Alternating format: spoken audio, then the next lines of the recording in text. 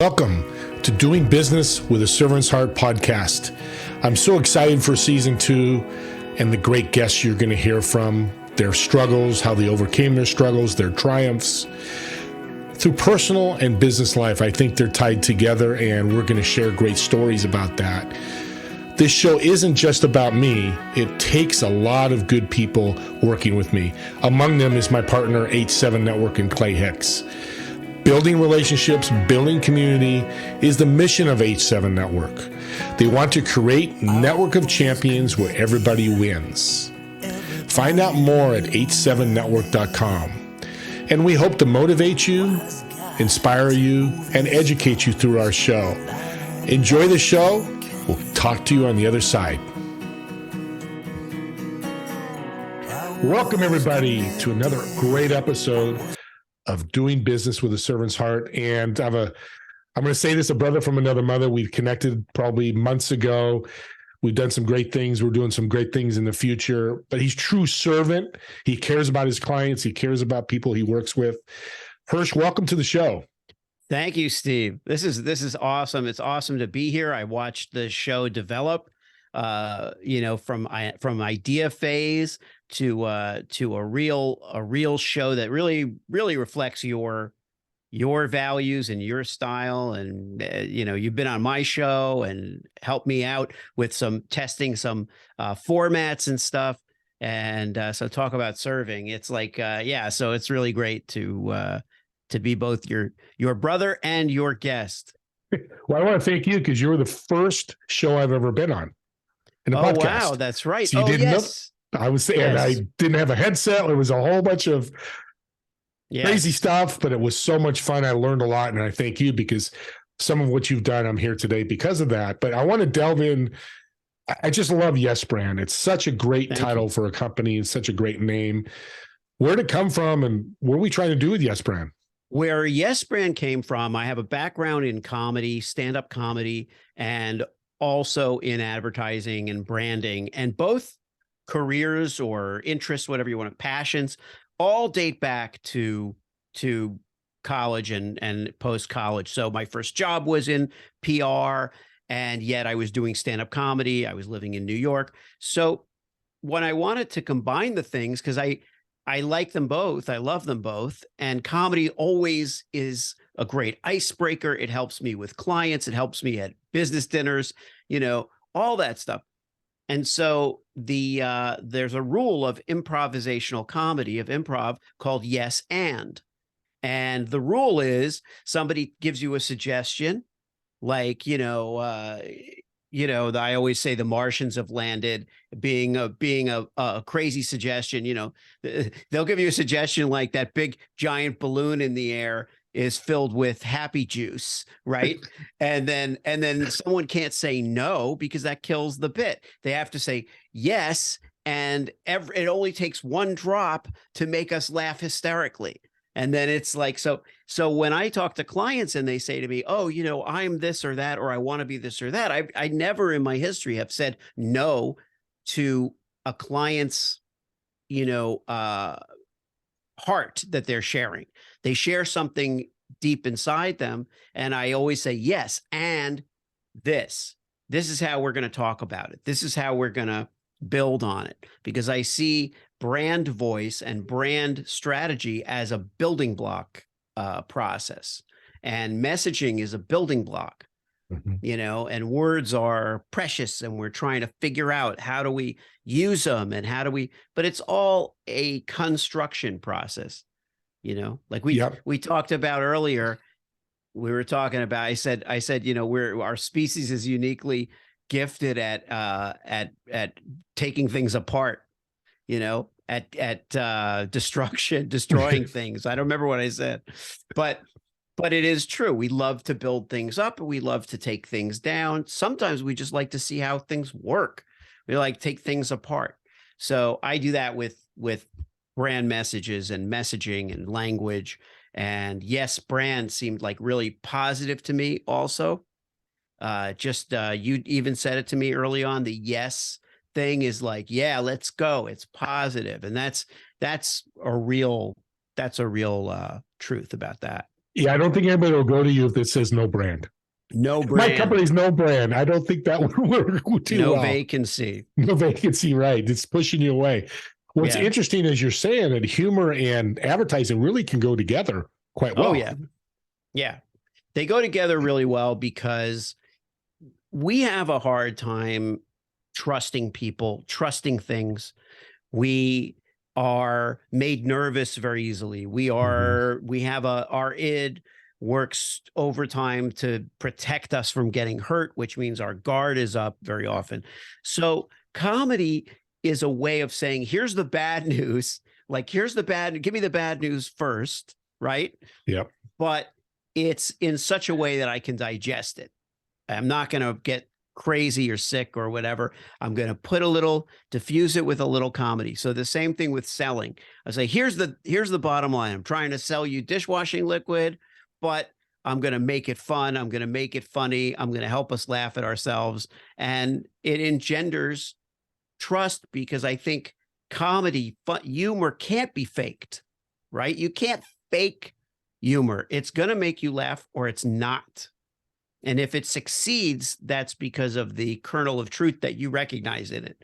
So it's to me, it's integral to sales. Very unique comedian in an advertising. Now, you work with words, which I love, and that's your whole part of your business, right? Yeah. Let's delve into that. Yeah. So I've written one thing that I'm proud of is that I've written across every medium there is. So, start from the very early writing little stories, writing fiction, and then writing press releases, getting into PR and writing press releases and bios and company profiles and web copy. Then you go to like advertising, and there's all kinds of advertising. There's grassroots videos, which are just kind of little skits and things. There's broadcast TV commercials. There's print advertising. And for whatever reason, I just kind of flowed through all these different things. I don't know if I sought out the opportunities or I just was willing to try them. Yeah. And there are people who are like, their thing is print ads and they're just great with one word or whatever. I just spread it around. I just go, but I don't pick a genre. I look at the thing like we talked about building on. I look at the thing and whatever seems to feel like the right venue for it, I do it. But I've written screenplays for movies, TV stuff. I worked with MTV when I was younger, and they were doing all those crazy funny series, and I was in some of that stuff and learned a lot from the people who were doing that. Yeah, it was crazy. I mean, and that's really just you put yourself in these places and situations where you're gonna be you're gonna fail. Some stuff is gonna fail and you're gonna do it better next time. Your first of everything is probably gonna suck. So Yeah. you might as well get it out of the way. Yeah. And this is doing business with the servant's heart. I love the fact that you go across all genres. So and you can serve them instead of like, oh, I only do print ad. I can't do commercial. Right. I'll send you somewhere else. So really you're a utility belt for advertising, Yeah. in a sense. That's so really well said. Yeah. Thank you. Well, I'm learning from the best of you. So I have a company and I come to you, so I could come to you and go, hey, I want to do a print campaign, print campaign. I need this written. And that's what you would do, right? Yeah, I would. And while I've had my own agency, I prefer being a consultant where they might say to me, oh, well, what about, where do we place the ad? Or we have where, media buying or art direction even. They might say we have an in-house art director. We just don't. So I'll work with that person. Or if they're bigger and they say, we want to put together a whole team, I work with sourcing agency, with a sourcing agency called The Bench, and they represent me for freelance creative. I would go to them and say, hey, they need an art director, they need this, that thing, and their expertise is putting the team together. And that way I can focus on my lane, which is the creativity, the strategy, and the words. But ideas are words too. I mean, we can come up with a concept that has no words, but it still says something to the audience. That's still what I call writing.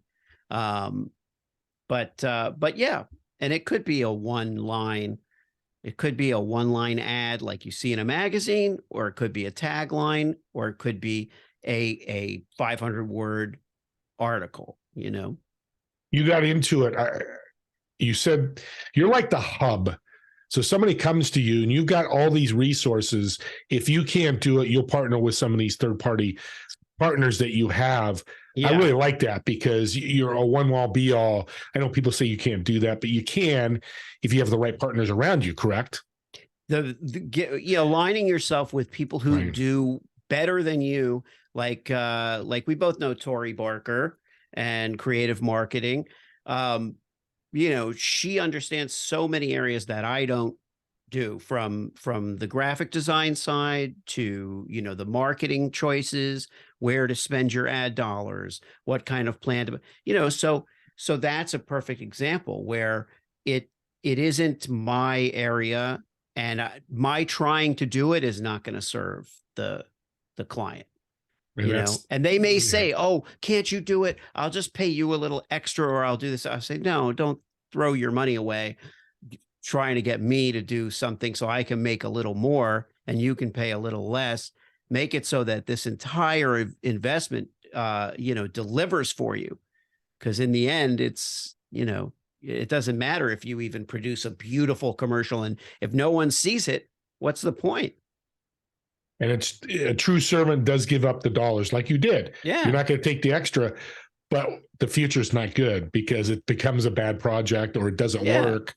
It falls back on you. So being honest as a servant is a winner. Yeah, it's always a winner. That's a big thing.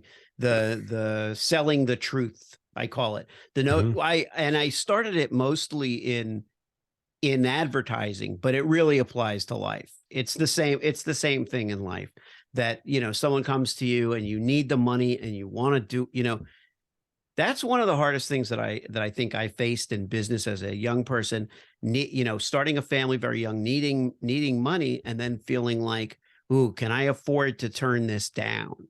Can I afford to not take the gig? And inside whether you should take the gig or not. And sometimes we just have to learn from the horrible experience we have taking something on that we were not, and then you got to hire the person to fix it. And you got to get, and the customer is the person who's ultimately got to win, must absolutely win. And, you lose. And so for that 5 minutes relative to the rest of your life, you're a loser. And now, don't take the thing that is, you think you need. Take the thing that is going to give them what they need. Take the thing that's going to let you shine. Shining a light on your super genius is the best move you could make. Great phrase. I like that a lot. And don't go to YouTube and try to figure it out, which I've heard people do, like to get the extra money. It's a lose, lose, lose. You lose, your partner loses, the client loses, and that's not good. When you go to YouTube, if you get locked out of your bathroom, go to YouTube and you'll figure out how to pick the lock. But for things that are more important than that, Yeah, that's true. Well, the phrase I hear a lot is words can be a weapon. What's your response to that? Well, yeah, sure. I mean, words, you hear that in a negative context, that they can be harmful, or that they can be well, let's put it this way. They're very powerful. They're very potent. And my initial reaction to that question is, or that line of thinking is, that we should never underestimate how much of a change a little word or a little thought or gesture can have. That's been a huge takeaway that I learned from my parents. They both had great personalities, but I think their subtle behaviors were really fascinating to me. Subtle gestures and how impactful that was, how you could impact somebody's life with just a smile, a thought, a gift, or whatever it was, with no ulterior motive and just absolute sincerity, like no bullshit. Pardon me. Yeah. I don't know if you have a rating that allows for that, but you're okay. You passed the mustard. Don't worry. Right. So, but yeah. I want to delve into AI and AI writing and what's your thoughts on that? I've been meaning to ask you that in person, but we're on a show, and I'm sure AI is so big right now and people know what it is. Tell us what your thoughts are. Let me type your question in and see what I think, and we'll see. Okay, so in the 19th century, rabbits were often eaten as a breakfast food. Did you know that? No, I say, again, I have another one of my sayings. So more of my new saying, I'll put this out there, and I have been telling people this. I am a proponent of artificial intelligence and AI. I see what it does for people who are struggling with a blank page, struggling with all the content that they need to generate. This could be boilerplate stuff. This could be an article. It could be anything, really. But I do believe that when it's not that important, in other words, it is not going to make or break what you're doing, that it's awesome to have it because it could save you so much time and money, it seems.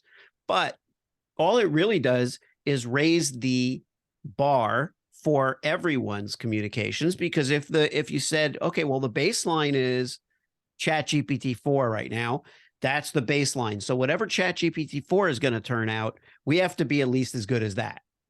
And then you say, okay, well, now I need something more because I can't just compete in the marketplace using the baseline. So I have to excel. So my thought is that raises the bar for writers. It raises the bar for entrepreneurs and for business people and business owners and corporations. But ultimately, I like the magic that comes from the human mind. My training is always, like Agatha Christie said, never the obvious. My training is always to throw away the obvious idea.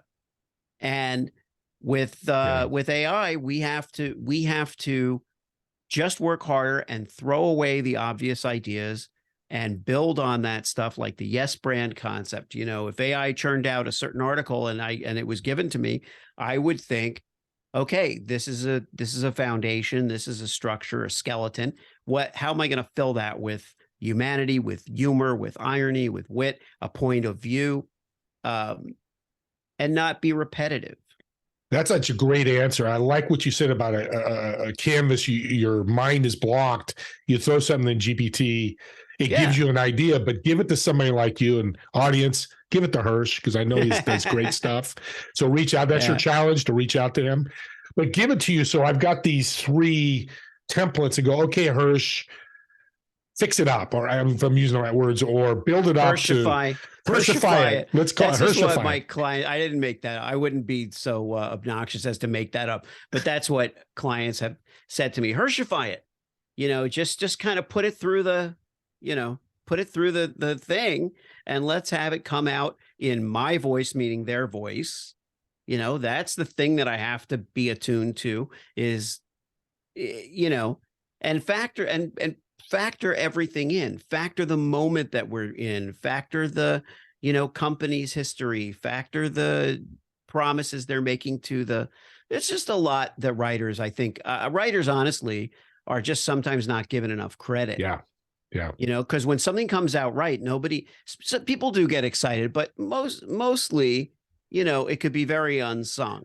It's given then then it's taken to the artists, then it's taken to the distribution, then it's read on air, or it's performed or whatever. But the writing is really where the difference starts. The foundation of it. So I guess you're telling me, so when you did MTV, none of those people that watched the MTV skits called you, hey, Hersh, that was great. You never got that. Right. Well, also I was very young and I was starting out, and I didn't really write most of that stuff. I performed it, but I did get to pitch on the stuff. You know, I did get to pitch the people who were executive producing the show, and even that was great learning experience. But as a writer, I had like that. I would look at the stuff and go, oh, you know, that's pretty good. That's pretty good writing, you know? So I learned what good writing is and what bad writing is from, you know, trial and error. Yeah, that's fantastic. Yeah. So let's talk about a book. We talked earlier before the show. You have a real book that you love. That's an older book. Tell us about it. There's a book called A Gift of Laughter. And I can't remember now I know I had lent it to my friend's mom years and years ago, like 20 years ago. I only had one copy, and she misplaced it or took it on vacation or something. I never got it back. And I was like, at that time, you couldn't just go to Amazon. There was no Amazon, but I'm sure you can get it. But the author is Alan Sherman. And Alan Sherman was a writer, a TV writer, a stand-up comedian, and he also performed parodies and was very famous for one called Hello Mutta, Hello Fada, which was about going to camp. He had another one. He had an album called My Son the Nut, which my sisters and I just listened to over and over, and they were parodies. And he became, and I apologize for not knowing the year, but let's say it was probably about 58, 59. So it's that era, the 50s and 60s. And actually, he said that he knew he had made it when John F. Kennedy was heard singing Hello Mutta, Hello Fada, walking through a hotel in D.C. And so you got to figure that was probably 1960, 61, something like that. And I just loved the way this story, he grew up in a like tenement type housing in New York. I believe it was the Lower East Side. And the family being around him and nurturing his comedy, and then combining that with the friction of wanting to be a comedian when your parents and everybody tells you you really should be, you know, a doctor or a lawyer, and you try to do all these things that everybody wants you to do, and you just fail. And even then when you try your comedy, you're failing. And I remember, and I was probably 12 when I read it, but it made such an impression on me because he finally makes it when he doesn't have any other choice. The thing I remember that he starts this pivotal chapter with was, I had written some silly songs. You know, he was at his lowest moment. He didn't know what he was going to do. And he had written these parodies, and he was like, maybe I don't know, I'll do something with that. And that's what went crazy and viral and took off and exploded and kind of broke him out. Sadly, he died when he was relatively young. He was late 40s, I think. And he had a heart attack, but what a brilliant mind and a great storyteller. So that's my book that I like. I'm going to grab that book. Yeah, I like is I want to learn more about that. I'm really envious that you're a comedian, because I always wanted to be that one as a kid. So I think that's why I gravitate towards you. With that being said, I'm going to do something on my podcast I've never done. Can we do a 1 minute, 2 minute comedy skit for the audience? Let's do that. Absolutely. Sure. So what would you like to do? Let's talk about I don't know, what's a subject that's going on.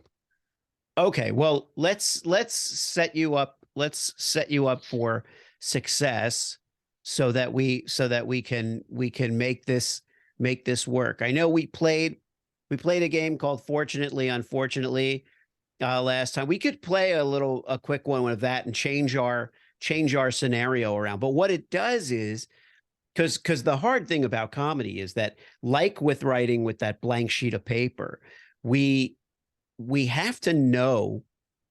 Now, it could be something we're really fired up about, but we have to know going in, what is the premise? Where are we hoping to get? If we have no idea where it's going to end, it's going to be very hard to start it. We don't have to know the complete finish line. I'm recording an interview. Oh, my daughter's crying. You've met Samantha. Real life. Before. Real life. You can say hi, Samantha. Welcome to the show. You can say hi. I'm doing we're gonna play an unfortunately, fortunately game, but you can't hear Steve because he's on the headphones. Okay. And then I'll be out in a few minutes. All right. Okay. Oh, that's Thank you, sweetheart. Family is so important. So let's do this. Let's do it on serving. Yes. Okay. Let's do it with a podcast theme. Okay. Perfect. Okay. Perfect. So here's the setting. So we're at a banquet, and I'm literally the person behind the platter on the buffet line, and I'm serving you. But of course, you have a servant's heart, and you're coming to me and trying to see if there's, and you just are a guest, but you just want to see if there's anything you can do for me. And we'll use the fortunately, unfortunately to banter back and forth. I think if we do that for 30 seconds, we'll probably entertain the audience. Let's do it quite well. Okay. And maybe I'll throw an accent in there just to make it fun. I'll do a French accent, maybe. I don't know why. You want me to, hey, the meatballs look great. Oh, now I'm gonna do Italian now because you may mention the meatball. Oh, you like the meatball? Unfortunately, we only have 8 meatballs left. Oh, I can make a meatball. Can I go back in the kitchen and make a meatball? You have to say, fortunately, I can make a meatball. Unfortunately, I can make meatballs. Okay, well, unfortunately, we have a rule that we're not allowed the guest to come behind into the kitchen. So, well, fortunately, I've got my license as a chef in my pocket. Can I show the chef that I'm a chef? Unfortunately, our chef is not sighted. He cannot see anything. He make everything with the touch. So, well, fortunately, but see, I got AI, and it can speak to him. So can I put it in my phone and tell him I have my license? I want to serve him. Tell him I want to take care of him and help him. Unfortunately, I don't know what it's AI. I'm from Italian. I don't know what it's AI.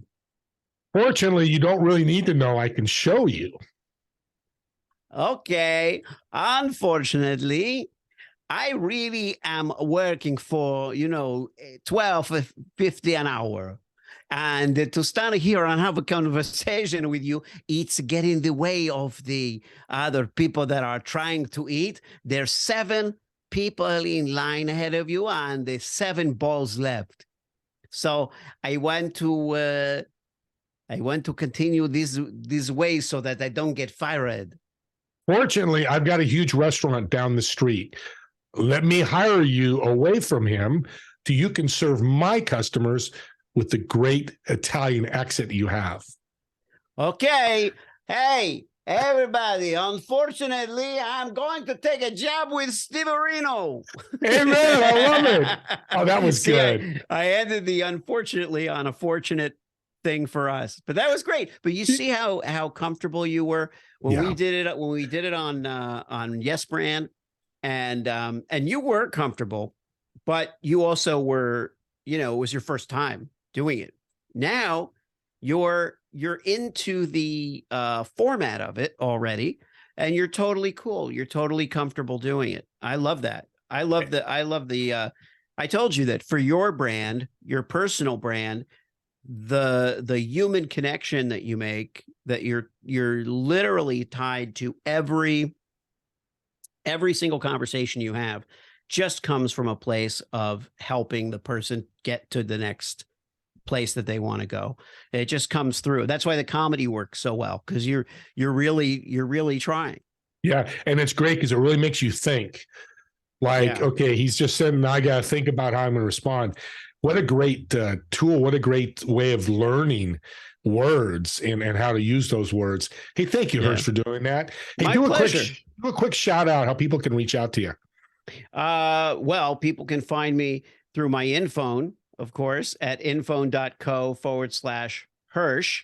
And I give that out because they can reach me on any level that they want to reach me. They want to get to my Instagram, they hit the Instagram. They want to send me a text, send me a text. They want to find out about one of my podcasts, they can do it. So this way I don't have to give you a whole bunch of URLs.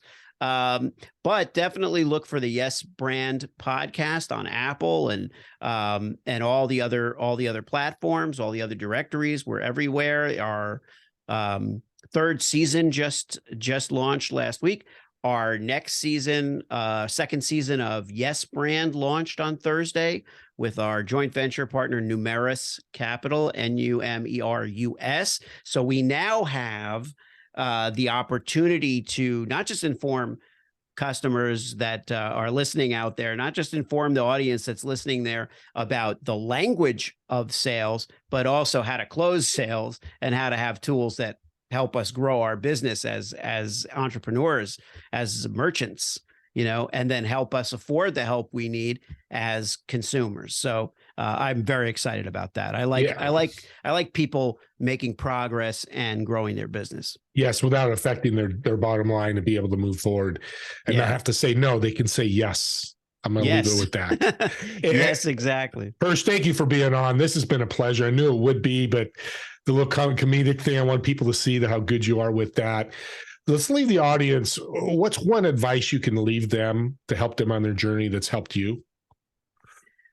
The one thing that's really helped me, Steve, is to take a deep breath and don't respond right away. It's not the advice that is not like a typical boilerplate advice that I give. It's just something that I'm thinking of, because the deep breaths and the patience and the world can feel real urgent. Everything can feel real urgent. And I think that if just that minute of taking that breath means that we actually have some power. We can decide what's urgent, whatever it is that's at the door or needs to happen or somebody's demanding of us. Let's not project that back. Let's actually just absorb it, whether it's good, bad, indifferent. $1 million on the line. Trust me, $1 million is going to be there in 20 seconds after we take the deep breath, and so just give yourself that power, give yourself that breath, and remember that the world out there is what you make it.